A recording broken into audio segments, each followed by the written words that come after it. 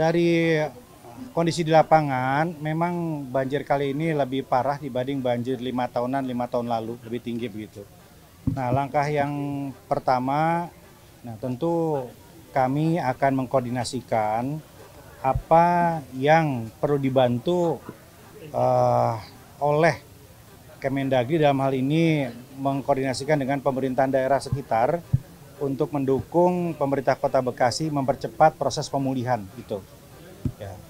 Nah, yang kedua kita melihat bahwa mengantisipasi adanya banjir susulan, cuaca yang masih belum menentu, maka posko di BNPB ini, tempat pengungsian ini memang harus kita pastikan cukup logistiknya, bahan makanan ya, dan obat-obatan gitu. Jadi harus cukup, itu harus nyaman itu.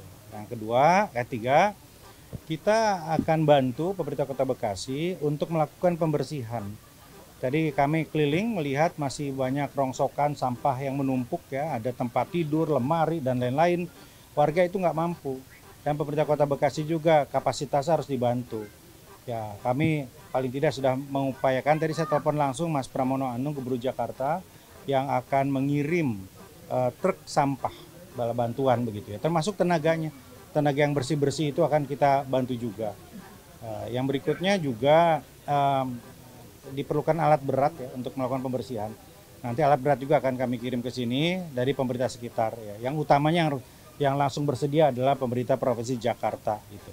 Namun kita pastikan juga tentunya akses ke sini ini bisa dilalui. Nah, karena itu tadi saya minta Pak Wali Kota, Pak Dirjen Adwil di sini dari Kemendagri mengkomunikasikan ini dengan teman-teman kepolisian, teman-teman TNI untuk mengatur lalu lintas, jangan sampai tersendat. Bala bantuan ke sini jangan sampai tersendat, ya harus lancar. Nah, paling tidak itu bisa dilakukan malam nanti atau pagi-pagi akan dikirim ya. Paling tidak diperlukan 50 truk sampah misalnya, nah beberapa alat berat, penyedot lumpur, pembersih air dan sebagainya, pembersih rumah dan sebagainya. Kira-kira begitu langkahnya ya. Jadi intinya Kemendagri mengkoordinasikan pemerintah daerah sekitar Jakarta, Bogor ya yang mampu untuk membantu untuk segera membantu pemerintah Kota Bekasi. Pak, kalau untuk anak-anak sekolah kan beberapa sekolah terdampak dan sebentar lagi anak-anak sekolah kembali ke sekolahnya setelah libur Ramadan, ini gimana Pak? Ya, kalau kondisi masih belum memungkinkan, tentunya sekolahnya diliburkan dulu, ya, diliburkan dulu, begitu, nggak mungkin ya. Nah, tapi tentu nanti akan diantisipasi apakah ada lokasi sementara untuk kegiatan belajar mengajar. Nanti Pak Wali tentu yang memutuskan, dan apabila Kemendagri perlu memfasilitasi dengan kementerian, nah, kita akan fasilitasi itu. Dana recovery-nya, kemudian kerugian material yang dialami baik dari Jakarta dan juga wilayah Jabodetabek lah Pak untuk kasus banjir ini. Ya, ini belum datanya kan nanti sedang dikonsolidasikan dulu oleh pemerintah kota, ya, baru kemudian dilaporkan dan kebutuhan seperti apa.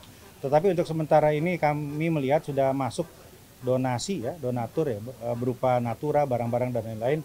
Ya tentu kami akan meminta pemerintah Kota Bekasi dan BNPB mengkoordinasikan ini untuk memastikan penyaluran bantuan-bantuan itu. Perkiraan recovery sampai kapan sih Pak? Operasi recovery-nya ini setelah peristiwa banjir?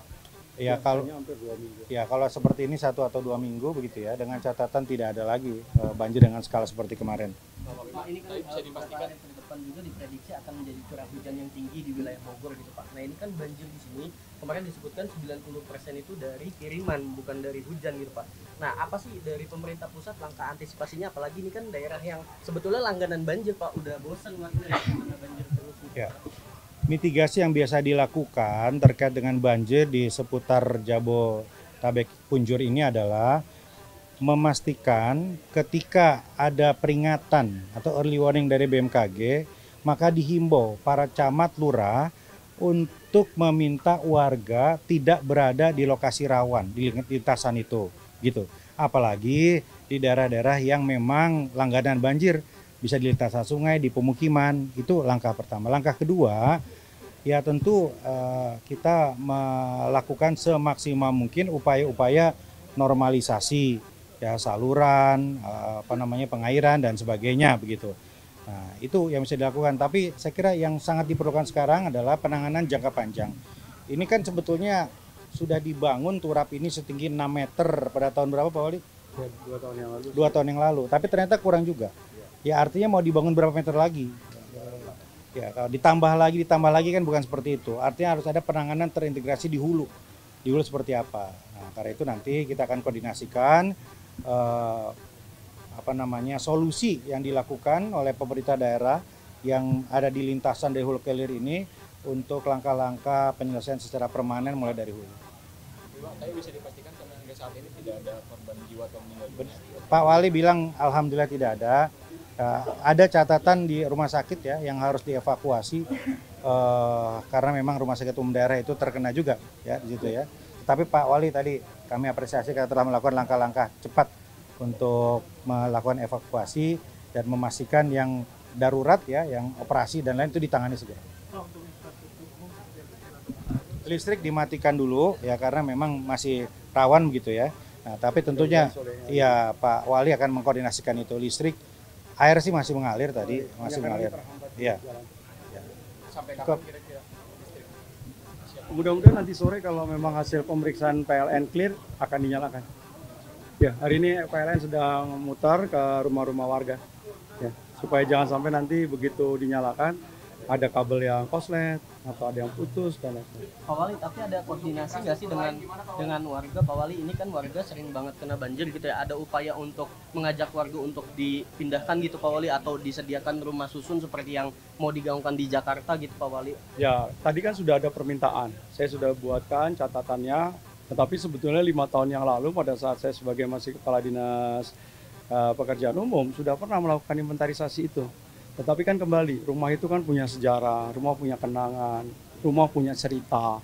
Nah ini yang kadang-kadang menjadi sangat sulit kita untuk bisa move on, pindah ke tempat yang lain. Belum lagi kemudian mungkin tempat yang kita berikan, di mana pemerintah daerah memiliki fasos-fasum, itu tidak lokasinya segitiga emas seperti ini. Karena ini kan tempat yang paling mudah aksesibilitasnya.